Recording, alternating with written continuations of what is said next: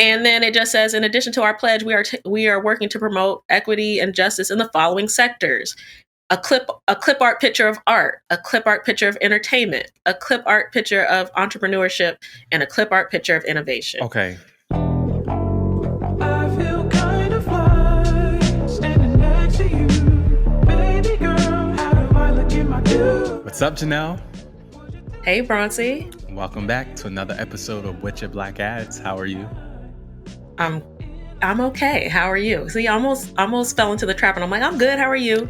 Right. Like, I'm okay, given all the news, over the past couple weeks, and then still being, in quarantine, working, and all that kind of stuff. All things considered, I'm okay. How are you? Woo. Today, being that it is the weekend, I am good. But we talked last week, and I think kind of like where I am in normal day-to-day life right now, which is not okay, which is okay to admit. So, it just comes with the territory of this thing we call life. But finding these elements and places of light and love and all that stuff makes it, not as bad as it could be. And it's not all terrible, you know what I mean? But it's just like the woes that are compiled with everything that's going on, kind of like what you alluded to. So that's where I am, but hey. Yeah, and I mean, we took a little bit of a break off, which I think was much needed, just from like a podcast production space, but also just from like a personal, like just figuring shit out space. So we're back. Yeah, back at it again. Episode 28. And things are moving in the world, which we have some things to talk about, right? Yeah, for sure. So do we want to hop in now? We can hop into Above the Fold. We got a nice little list this week. All right. So first up on Above the Fold, can I do this one? Of course. All right. So Serena inks a first look deal with Amazon. What are the details? I don't know. I saw when she went live with Michael B. Jordan. Who was the brand it was for?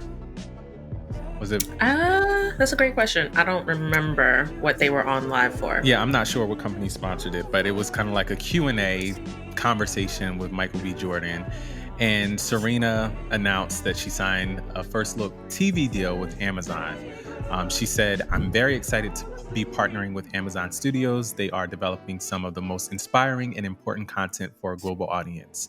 I have a lot of stories I'm eager to tell, including a continuation of my own, and I look forward to sharing those with the world."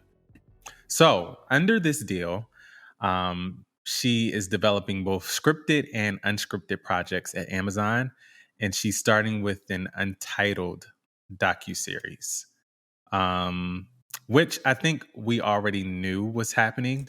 If you follow Serena or are a part of that space, this last tournament, somebody had asked her like, "Oh, you have a camera crew following you around. You're kind of like the only one that's allowed to have that, being that we're under all these restrictions with the COVID guidelines and things like that. People's teams weren't allowed to travel, and you have this whole camera crew following you around.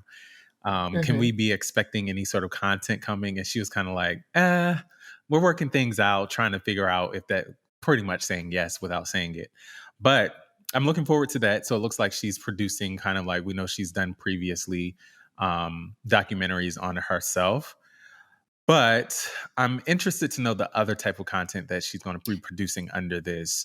And also, as much as I love Serena and I stan Serena, I want to know how and why does this type of partnership come to play, where there's not, you just wake up and say, "Oh, I want to start producing content." Where has that, spearheaded from in terms of your personal skill set? And it's something that's always been in the background, but we don't know about. But I can't just wake up and be like, "Oh, I'm a content creator. Let me ink a deal with Amazon." Yeah, and that was my first thought when I read this. Like, okay, obviously, if they're going to create some kind of docuseries around her life, her playing tennis, like, okay, of course, that makes sense.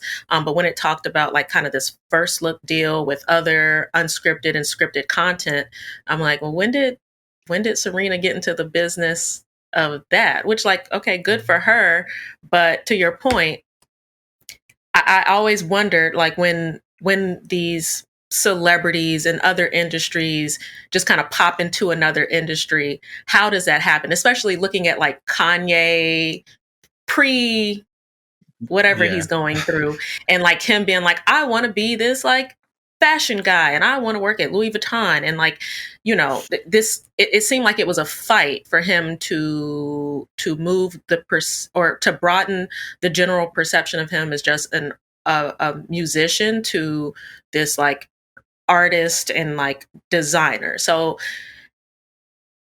how was Serena able to convince Amazon to put all this money behind her as a Yes, exactly. writer, as a Producer, essentially showrunner, show. producer, whatever that title is. Which, like, again, love Serena, love what she does. Just that was interesting. So I think, this is just all from speculation. It's one of two things. Being that she is due or set to release kind of like her own docuseries on her life, her career, or whatever is going to be encompassing there. I think maybe she went to the table when that deal was being inked and said, okay, I'll give you this on your platform if you give me this. Like that negotiation piece of it. Like, we know that Hmm. this will probably perform well based on the metrics and the insights from the things centered around me previously. So let's go ahead and do this. I'll give you this, Amazon, but I want you to give me the space to create X amount of content on your platform. That could be one route. The other route is just like we always say, once you reach a certain level of influence and network, it's that your network, Yeah, you could do it's your whatever you net want. worth. So literally you just spit it out, spew it out, and it's everybody's like, okay, yeah, we're working with such and such. So it's one of Yeah, those like two like she things. could have literally gone to any company and had any idea, and they're going to say yes because it's Serena, And they're going to take, they're right? at least going to take the meeting. Right. Um, yeah, I mean, I think that the other piece of it is just, again, to your point, I've never seen her or heard her talk about playing in that space, but also realize that she has a lot of other businesses, a lot of other spaces she plays in, and we're probably getting to the point where Serena is going to retire from Oh, tennis. absolutely. Oh, As absolutely. sad as it is to say that. So it makes sense that she's looking for areas to kind of diversify her portfolio, and keep herself busy, in retirement post tennis. Yeah, and I'm sure she wants to disassociate with tennis as well in some capacity. A lot of athletes, they'll still continue in the space or they'll become Commentators and stuff. commentators Yeah. and things like that, or coaches, and I think when she's done, like, I have given so much to this sport, I don't want to be all in it like that. But Hmm. we've seen over, I would say, especially the last 5 or so years, that has really been picking up for her, from Serena, her brand, Serena Jewelry, venture capital, Serena Venture Capital Company, and then I think the other is just acquiring sports teams. So she owned part owner of the Dolphins and then the soccer team out in LA. So I think you hit the nail on the head. This is an exit strategy and where we're going. So I'm Yeah. excited. I am excited to see though what becomes of this, and I'm definitely rooting for her. I want to see this be super successful, which it's Serena, so I don't doubt that it will be. Yeah. But kind of sticking in that same vein, you sent me a link about Carmelo Anthony launching a global content company, as well. So it seems to be playing in the same space. And at first, when you sent it to me, I'm like, okay, here, this is before the Serena news, mind you. I'm like, here's another athlete playing in this space while while I don't think that he doesn't deserve to play in that space, but like, where is this coming from? But also, does the entry of people who just have the money and clout, for lack of a better word, to play in a particular space, does that um does that take up room for people who have like devoted their life and their life's work, and like this is their career, they're not known for anything outside of this, or they're not a big time celebrity or athlete to get into the content creation space, into this kind of space, do you think? It's hard. It's a hard decision to make, because I can see both sides. I can say yes, and I can also say no. The reason why I can say yes is because, for obvious reasons, it is what it is in terms of y'all are just popping up because you have the resources to say, oh, this is what I want to do, and you do it. Where, to the point you're making, I think there is opportunity here where they can open those doors, or say with what Carmelo Anthony is doing with Creative 7, making sure that he's engaging and reaching out to these creatives that don't have the name or the resources, and really drilling down to make this an open door, which I think they Hmm. probably will say on paper or if you asked, but I'm not sure how much effort is really put into that space. But I think that's a good point and something we should think about and keep an eye on as these things continue to develop. But yeah, so after speaking, yes, absolutely. The question is yes. It is like a blocker to some extent to these people that have devoted their life to this work. Like, this is all I know. This is what I do. This is who I am. And now you Hmm. retire from what you know and what you do and who you are, and you just come in strong arm in this space because you're able to. Hmm. Um, Yeah, I mean, unless, to your point, unless like the Serenas and the Carmelo Anthonys are hiring these people to help create the content under you know, yeah, their well, their they name, absolutely are hiring people, right? We know that right? because we know well, we know with production, there's not a one man show, and a lot of these things I think will be more so executive produced. They'll have a hand Hmm. in it because oh, it's just formality. I think the ops of it all, like, oh yeah, we Hmm. created this, I made some decisions in this, yada yada yada. But when it comes to the actual skill set and the subject matter expertise, they don't have that because that comes with Right. years and hours of experience. Um, but I think, to your point of really pointing out the people, when I say the people are people on these Hmm. initiatives, that has to be a targeted effort to make sure that that happens. And I don't know if that is Yeah. happening.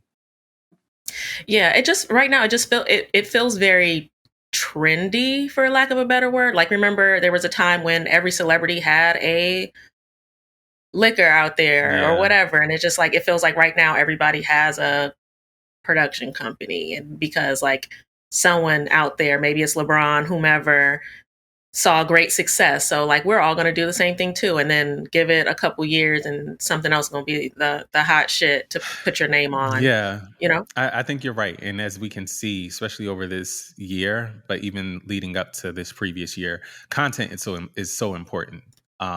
That's what's selling. That's what's consumable. That's what's straight to home. Um, and in the space right now, that's what's hot. So I think you're right. It is what's Hmm. trendy. Let's see how long or who really is successful with it. Yeah. um for this next topic though, let me tread lightly. um Barry Jenkins leaves Amazon Studios for HBO Max. I thought that this story was I wanted to talk about this story because usually when you see an artist or a creator leave one platform, one network for another, it's after they've put out content, or, like, you hear that something went wrong, or like, I know Barry Jenkins is readying a show for Amazon Studios, but it hasn't released yet. So, like, how long has he been in this contract? What happened that has caused him to leave before Underground Railroad even comes out? Or am I forgetting like another property that he's put out with them? And like, yeah, and for HBO Max, and A24, which of course he has a relationship with A24 through Moonlight. A24 has clearly a connection with HBO Max if you look at Euphoria Right. and things of that nature. So I get it, but like that relationship was there before he signed the deal with Amazon Studios too. So Right. what the hell is going on? I have no idea, and I think like what we are reading in the art, well, at least some of the articles that we've read or we've seen, it's vague. I think there's a lot of unknowns, but like you're saying, I think the deal was signed with Amazon in 2018. I can't really Mhm. point my finger on anything that was put out as a part of that Yeah, deal. I don't think anything has been put out. But also like we went through a year of like a lot of people not producing any content or putting anything out because of COVID. So like yeah, so while yes, it's 2021, 2018 seems like a long time ago, a good chunk of that no one was Yeah. doing anything. Yeah, a So year of what that. the heck happened? So so it could be a couple of things. It could be one where that's already done and they're going to release it whenever, or I don't know. I don't know. I think we just got to wait and see what when the details come out. Yeah, I don't know if details are going to come out. Well, we just gonna be in the dark. That's going to be between between HBO, A24, and Yeah. Amazon. Yeah, also like the show that he is making with Amazon Studios that is still with Amazon Studios, it's coming out soon. I think they just released the date Oh, okay. that See, that's what it I might be was. like the 28th of this month. Okay. So like you still got to play nice with the studio that's putting out Right. your project, but just from following Barry Jenkins for some time, like he just doesn't seem like the messy type to like air out whatever the heck might have happened Yeah. No. at No. Not at all. Amazon. You know what I I don't mean? see that So happening. yeah, at all. Um, but a lot of movement, as you can see, in the content space with these, big name, big time streaming services, which don't show any sign of slowing. Like I feel No. like every other day there's a new streaming service coming out there. There's a new huge deal. There's someone poaching someone from this company and that company. Yep. All power to them. They're throwing around a lot of a lot of money to a lot of Black folks. So I'll take it. Yeah. Keep that going. Keep it circulating. Yeah. Another thing that we've talked about on recent podcasts a lot is Calvin Klein and like what is going on at Calvin Klein, because it seems like there's been a concerted effort to partner with a lot more Black creators. We saw their collab with PG Lang. We saw their project with Terrence Nance and featuring Megan Thee Stallion, Yeah. amongst a whole bunch of other Black folks. So we're like, who is over there? What is going on? And then recently it was announced that they were bringing Heron Preston on as, what is it? Some type of It's like a consultant. creative consultant. Yes. And then, of course, they have that huge billboard in Soho, which they put up a billboard of him that said, I'm working on it. And they've released a couple of details about what to expect. It's going to be some kind of collab with him that features everything from sweats to underwear to denim products that range anywhere from, like around the $30 range for like underwear and stuff, and then like into the 200s for the denim products. Okay. Heron Preston is a name that I feel we haven't heard a lot in the space of like brands partner. We talk a lot about like every brand partners with Virgil, and it's like, oh, look, we did something Black. We partnered with a Black designer, but like you don't hear a lot about, for whatever reason, Heron Preston just wasn't like a huge name that came up over the past year. So happy to see that he's getting some kind of looks, like design, whatever. Like we have to wait to see what it looks like. And I know a lot of people have I already know what the it's gonna same look critique like. that they have of Virgil is the critique that they have of Heron. So like whatever. But just thought it was again, it was another example of how Calvin Klein, clearly there's something going on over there as it relates to Black creators. Everything you said. There definitely is a concerted effort to make sure that Black people are included in their efforts and in the spaces of whether that's the face of their brands, using different spokespersons to the Megan Thee Stallions and things of that sort. And now we're seeing, I think we talked about before, people in the room. I always like these sorts of partnership where it's like Aaron Preston for Calvin Klein. So this seems like it's going to be a specific essentials line drop. I'm not sure if it's going to be ongoing or if it's just kind of like this spring summer collection or whatever. But it's cute, I guess. You know what I mean? Like it's not anything that's going to be. It's essential. So I think it's kind of like competing in the space of fear of God. We see a lot of creators now creating like this chill loungewear, sweatpants, sweatshirt, tees type of thing. So not sure what we are expecting to expect. I think it's going to be, like I said, kind of like that space where it's competing with that fear of God essentials brand. Yeah, and to your point, like it's but so crazy you can get with Calvin Klein because they are a brand of basics. You know what I mean? It's like big, bold Calvin Klein logo on your drawers. Like plain white tee. Yeah, they're a basics company, which makes it really easy to collab because, like, essentially, here's a blank slate. Do what you want with it. Right. But also, like, I think to some degree, and again, we have to wait to see what the collection looks like. There's but so wild you can get with the brand. Like, okay, change the waistband to orange. Right. Aaron Preston. Right. Cool. Put collab done. You're allowed to bring in your font. Like we'll allow that type font in turn with our brand partnership. But yeah, instead of just having a pack of white tees, throw some orange tees out there. Like, oh, look what we did. Right. Oh, yay. But yeah. Got fancy. Yeah, I think all in all, it is exciting though to see. And I want to see what comes of it. I would like to see it also be a success. I'm rooting for everybody Black. So. Yep. To a degree. Yes. To a degree.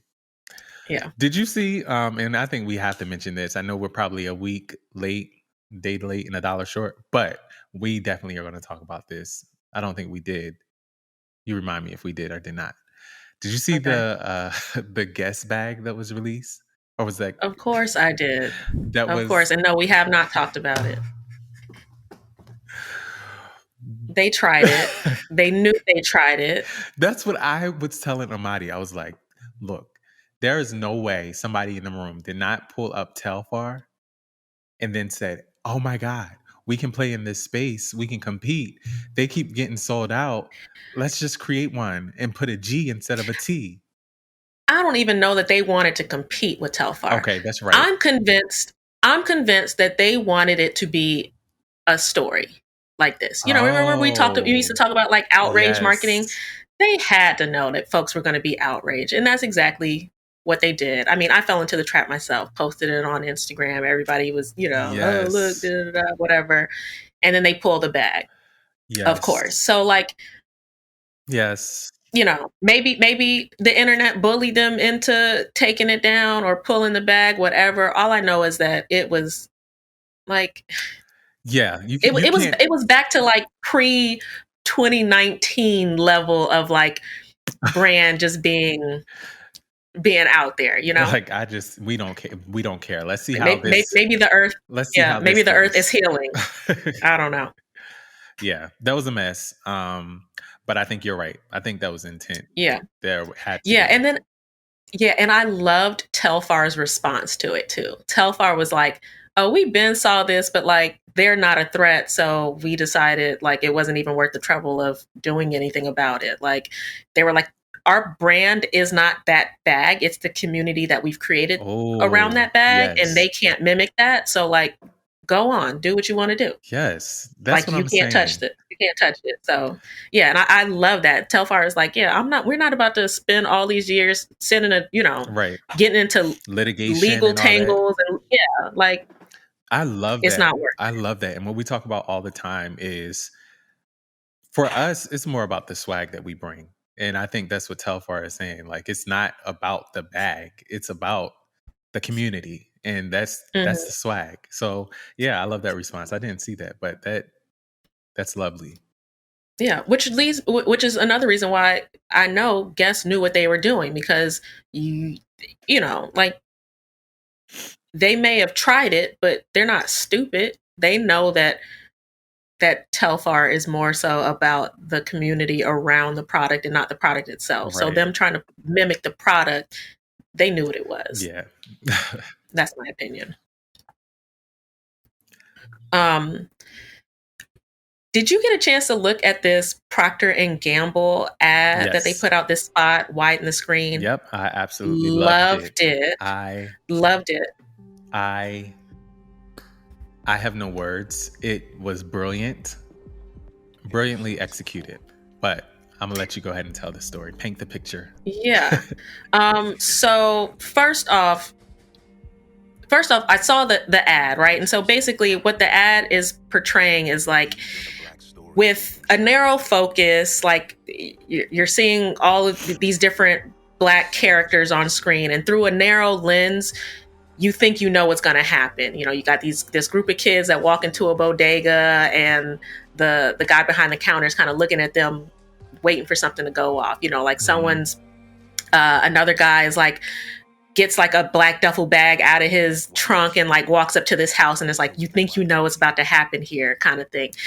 There's a couple of other it's a pregnant woman that comes out with her children. Comes out with her child. Yeah. So it's like the stereotype is like, yeah, she's a single mother, struggling, whatever. And then they widen the screen, and then you see that the kids were there waiting for a friend to come pay for their stuff. They weren't going to steal, which you thought they were. Right. The guy who pulls the duffel bag or whatever out of the trunk and comes to the door was heading to visit family for a birthday party. The woman with the child was waiting for her husband to pull up to collect them from coming out of the store. Yeah. And it's like about bucking stereotypes, or like everything isn't what it seems. And so this is like Procter and Gamble's way of kind of showing that. And then did some more research, and basically Widen the Screen is kind of their take on like a content creation and talent development platform, it looks like. So this isn't just going to be a one-off thing. This is it looks like, more of a platform. Again, a lot of brands have been putting out these platforms that center around issues pertaining to the Black community, but I like that this one was about taking, at least this first output was about taking those stereotypes and showing you how your own bias can be kind of blinding you. But yeah, it says Widen the Screen is an expansive content creation, talent development, and partnership platform that celebrates creativity and enables Black creators to share the full richness of the Black experience. And they have a whole landing page that kind of speaks to that. Yeah, I'm excited to see what else comes from this. Also, when you think about the fact that, Procter and Gamble is a CPG brand, they consumer manufacture a lot of the products and goods, consumer packaged goods. Yeah. Because I not only called that out because I was talking about that, and somebody was like, oh, what is CPG? And I was like, oh, we just be throwing stuff out there like that.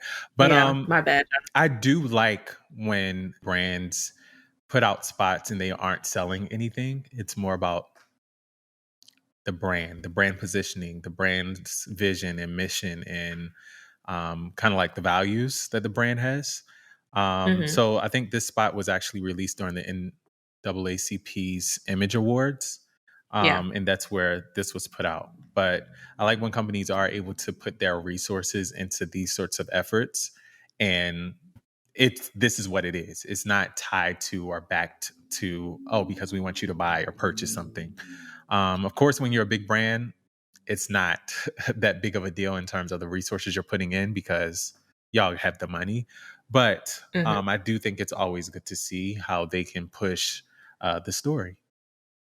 Yeah, and I mean, I think it also speaks to the fact that like P&G is a huge brand. You know, you can probably pick up any kind of like household item, whatever, you know, and it's going to have one of three like big CPG labels on it. So you buy a lot of P&G brands that you might not even know about.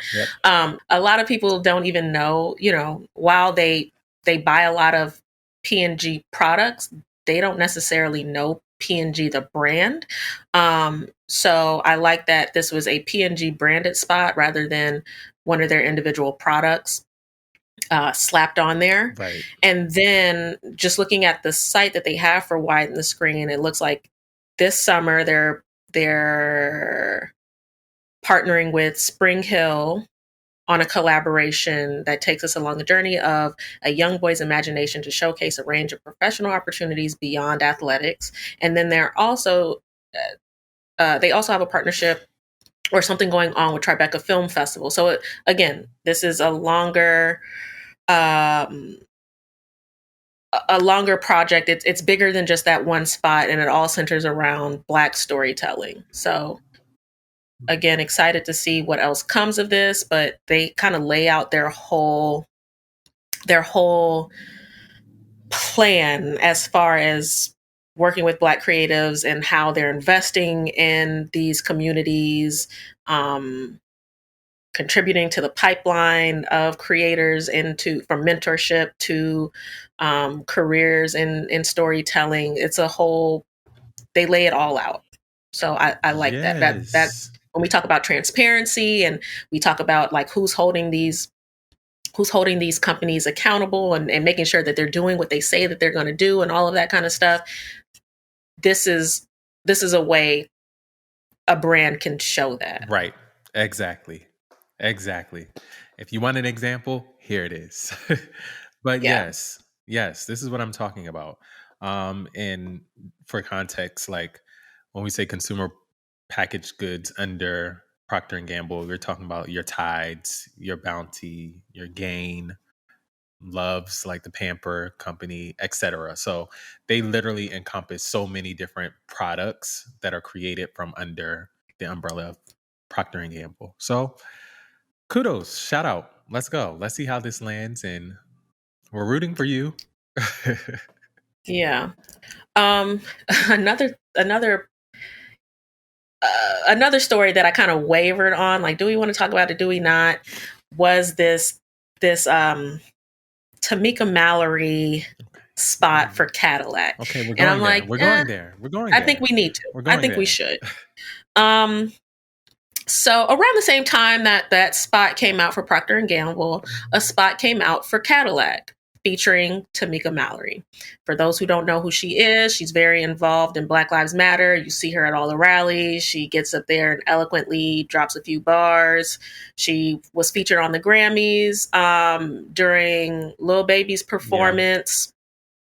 And around the time of that performance, Tamir Rice's mother kind of came out and spoke out against her, basically saying like, you're using the Black lives that have been lost for like personal gain, like clout. You're for clout. Like you're not doing anything for the families of those that are slain. It's more so about getting your name out there and getting notoriety. And she called her out along with a couple of other people. And this isn't a new phenomenon. We've seen people within the Black Lives Matter movement kind of be called out, before by families who have lost loved ones, and just kind of the general population as a whole. So then the timing could not have been worse for like a week or two later for this Cadillac spot to drop, in which you see Tamika Mallory get out of a Cadillac in the first scene. That's problem number one. Or It's problem number 2. Right. Because number 1 was that like the fact that she was doing it in the first place, and like it just was not the right time for her to be doing this.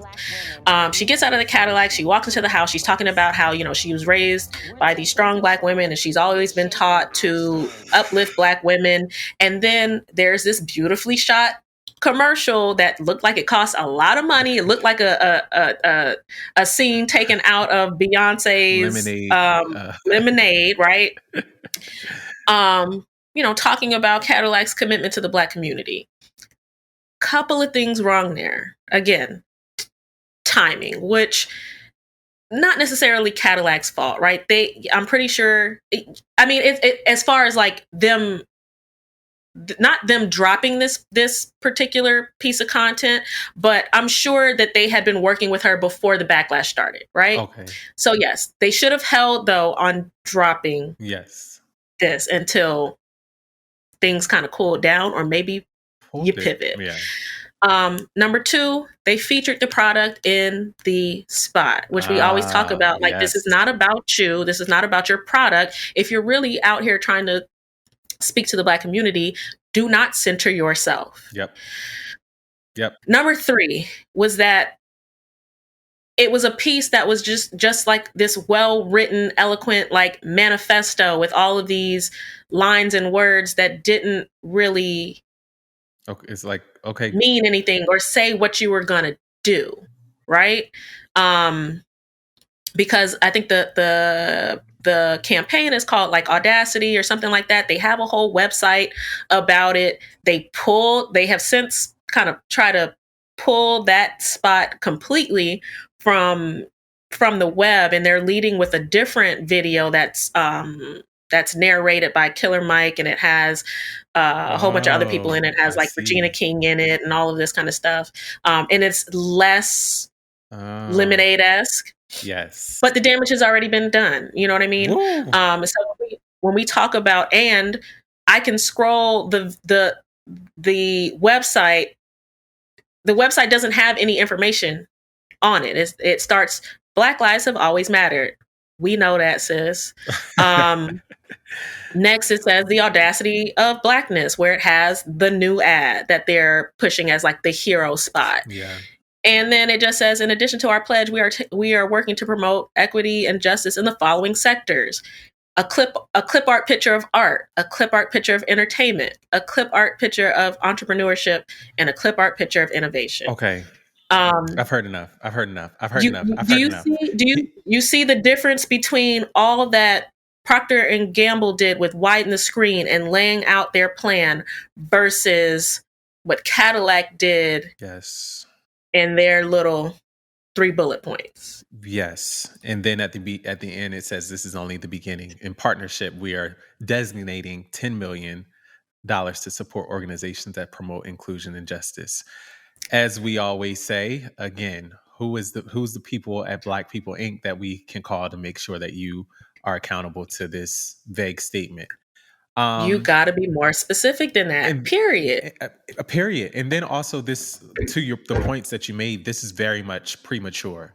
Don't put this out until you have a clear layout of what your initiatives are, what you're pushing, what organizations you're partnering with, and what's the long tail of this. I know everybody wants to be out the gate and everybody wants to have a voice in this space right now, but for all the reasons that you just mentioned and discussed, this, even after the backlash, they should have pulled everything, went back to the drawing board, and laid it all out to do some type of risk management and mitigation. But right now, like even this is like you said, okay, we know Black lives have always mattered. You don't need to tell me the audacity of Blackness. I live it. You know what I mean? And then like the vague statements of where you're pledging money. Yeah, and that was more so my issue than the spot itself. While I do think that the spot was overly produced for what they were trying to do, and like, you know, you could have got that same point, whatever the point was, you could have got it across in less money than it took to hire Beyonce's whole team or whoever the hell you hired to put that spot together and actually donated that money to. I mean, I think that they lost as soon as they had the Cadillac rolling up to the mansion that Tamika Mallory hopped out of to do whatever. But it's also a pitfall that a lot of brands have and will continue to fall in. We talk you know about what I mean? it all the time. Yeah. Yeah. Like, you're worrying about the wrong thing. You're worrying about centering your brand. You're worrying about putting out this pretty and polished piece of content. Like, you can do not centering the brand, but you can put out a pretty polished piece like Proctor and Gamble did. But you have to make sure that you are then checking all the boxes, creating new boxes to check when it comes to the actual work that you're doing, and being very transparent and very detailed in what this is all about, why you're doing it. Yep. What you hope to achieve by doing this. We were all rooting for you. I guess. And then kind of the last thing that we have on this list to talk about is just the news. Round of applause to New York for legalizing recreational marijuana. But not only that, because I think we all saw it coming. New York is pretty liberal. You know, Jersey had already done New York. It was a fight for New York. Yeah, it was. We but knew I it think was just a matter of time. Right. But I think that the biggest piece, or what the biggest kind of win for me, was that they're tying this to racial equity, which I think, is very important. And it is something that we talked about here as well. You have all of these Black and brown folks locked up for marijuana charges. And now that marijuana is legal, is becoming more and more legal, all these places, the people who are capitalizing and making a lot of money off of this industry don't look like the people that are locked up at all. And that pisses me off to no end. So this New York Times article, like under the title, it says, under the law, 40% of tax revenue from cannabis will be steered to minority communities that have disproportionate numbers of marijuana arrests. Cool. I also want the people that y'all locked up out, right? Also, there are some places where when somebody gets out, even if marijuana is now legal in that particular place, when people get out of jail from these marijuana charges, they now have a felony on their record. And you can't have a felony and then get into the business. How backwards is that? Yeah. That needs to be like changed by executive order or something. Like in the whole record thing. You can't change it by executive order. But wait, you can't change it by executive order because marijuana is still legal. It is still illegal at the federal level, and at the federal level is where you get your executive orders. Right. So there needs to be a change there too. You know what I mean? And also the like with a felony, you can't vote either. So it's like you're getting some places. People are getting hit from multiple sides when it comes to marijuana and the charges and the records and the felonies and all that. Yeah. So, as we continue to see this industry grow and and marijuana become legal in more places, there is some huge like criminal justice work and racial equity work that I want to see be done in order for me to feel, like I said, it's just one of those things that the more and more I think about it, the more enraged I get, because it's just like we can't win at anything. We never it's not built for us ever. Yeah. So yeah. Sorry to go out on it is a high note because it looks like New York is trying to do something. Right. It's a start. It's a start in the right direction.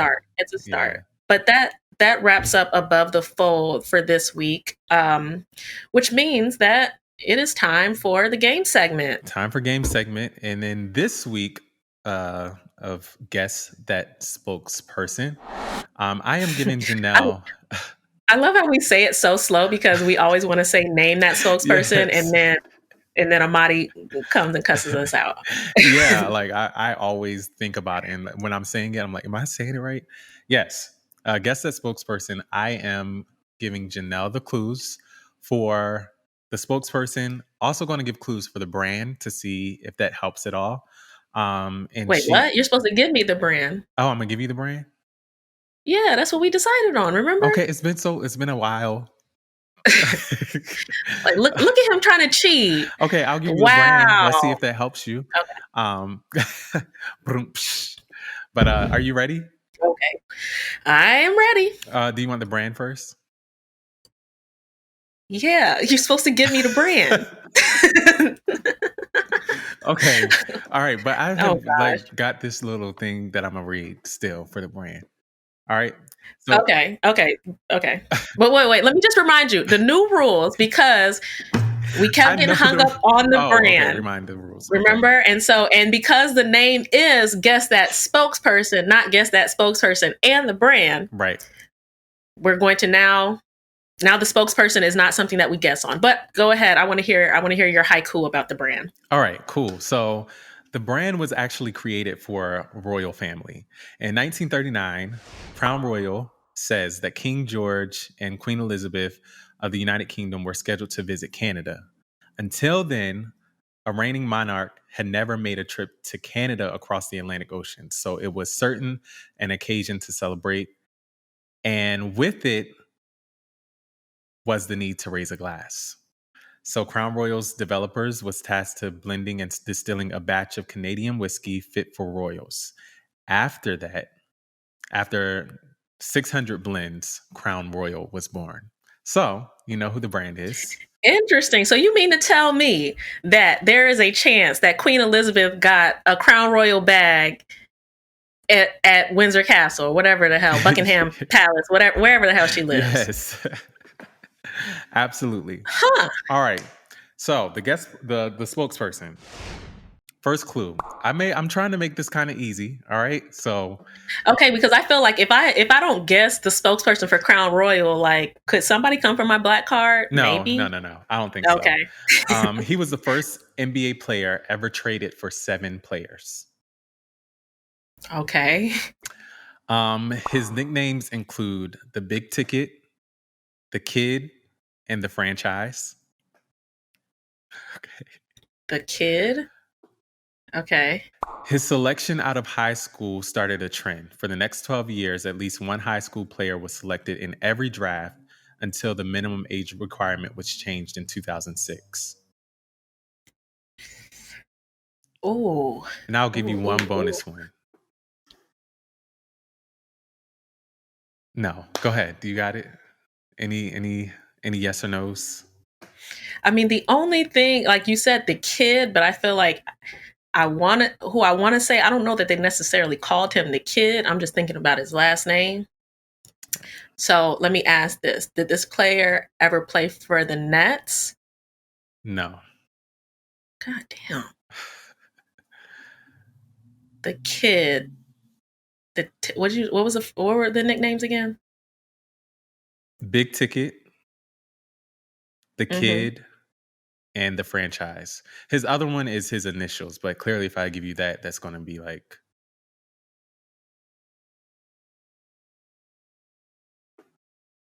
Is he from Virginia? Ooh, I know. I think I know who you're thinking, and I'm going to go ahead and say no.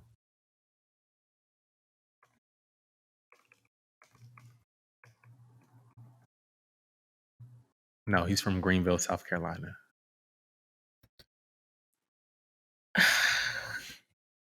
I got one more yes or no, right? Yes. I don't even have any more questions. I'll give you a bonus. He portrayed Wilt Chamberlain in the 1996 HBO movie Rebound. There's other names in the title, but I can't remember. Is it Ray Allen? No, it is Kevin Garnett. Oh, see, I wasn't okay. But yeah, Damn. even in pulling these, I did not realize that. He acted well. I mean, he was in what's it called? What was it? The recent movie with Adam Sandler. What's the one? Something Gems, Uncut Gems. Yeah, Uncut Gems. I forgot that he acted. Uncut Gems. Yep. Yeah, he's been quite a few movies. But yeah, that's him. We'll put link this spot. And the Interesting. commercial is, I think, pretty recent. I think it was like within the last 3 years. Oh wow. Well, yeah, he seems like he makes sense for Crown Royal, because I wanted to. As soon as you said there was an athlete, there was a basketball player who was a spokesperson for Crown Royal. The first person that came to mind was what's homeboy's name that used to play on the Cavs? J.R. Smith is who I wanted to say, but I'm like, no, he's more of a Hennessy guy. 'Cause, Yes, he loved him some Hennessy. absolutely. But okay, that was a good one. But I'm still excited. I thought I was coming in here with the hype, talking about something. Yeah, I was hyped. It's my week. I was like, no, calm down. Relax. Whatever. We'll wait until next time. I got you. So that was a good one. Good round. But that leads us to our last segment. That Ain't It, or Gone With Your Black Ads. Gone With Your Black Ads. Yeah. So I'm going to go ahead and give my That Ain't It, since we discussed it, to Cadillac. I'm going to give my Gone With Your Black Ads to Proctor and Gamble, Widen the Screen. And for all the reasons that we've already discussed and mentioned. Okay. I'm with you with the Gone With Your Black Ads. I have to give that to Procter and Gamble. I mean, just the spot itself, the kind of buzz that they were able to get from it, and then kind of seeing their whole plan laid out the way that they did. I thought that was dope. I'm going to give just to be different. I'm gonna give my That Ain't It to Guess. Okay, because don't do that. Don't play in our face. Don't do that. Yeah, you played in our face. That's literally what you did. Don't do that. Don't do that. Don't play in our faces. Yeah. So, you want to give us? You always do the sign off. Oh yeah. Like I said, we getting back into the flow. Like it's like, what do I do now? Yeah. So thank you for listening to this week. This is week 28, our 28th episode. 28th episode. Yeah. Episode 28. See, everything in like words aren't happening right now. Thank you for tuning in. As always, follow us wherever you listen to podcasts: Spotify, Apple, Google. Also follow us on Instagram at Witcha Black Ads. And we'll see y'all next week. Bye. Bye. That's what the fuck I'm talking about. God, that's what I'm talking about. It was so black ass. It was black ass.